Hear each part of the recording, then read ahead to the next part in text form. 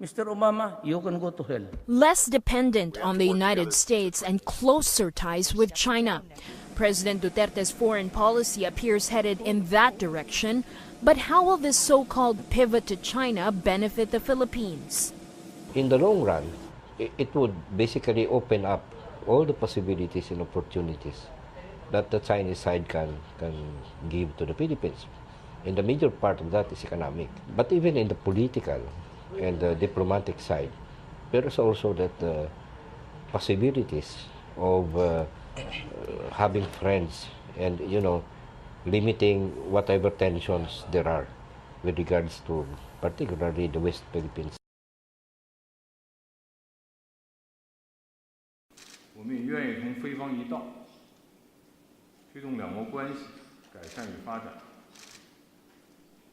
我们也愿意加强两国在各个领域的务实合作，实现互利共赢，造福两国和两国的人民。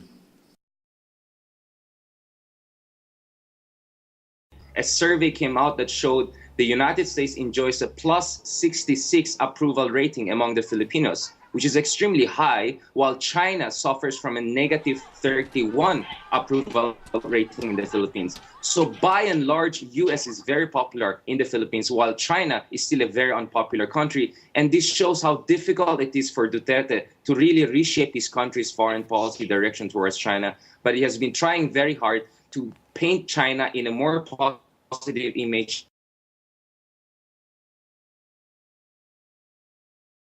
This is not about like saying, oh, US cannot provide anything for the Philippines, let's jump to China. It's more about the Philippines diversifying its investment relationship.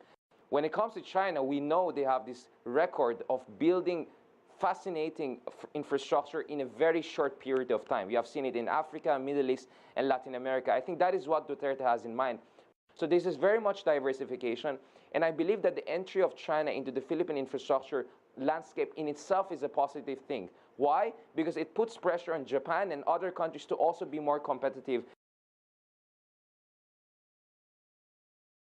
I think that's a good idea. That's what it should do. This is a country with many needs, particularly in economics and other areas. So there's nothing wrong with trying to have it both ways.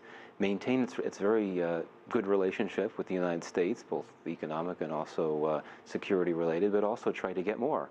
And particularly from the Chinese, who provide a particular comparative advantage, and they can provide all these loans and investments for infrastructure, which, as we've heard, is a very big deal. So in that sense, I think that this is a very good plan by the Philippines.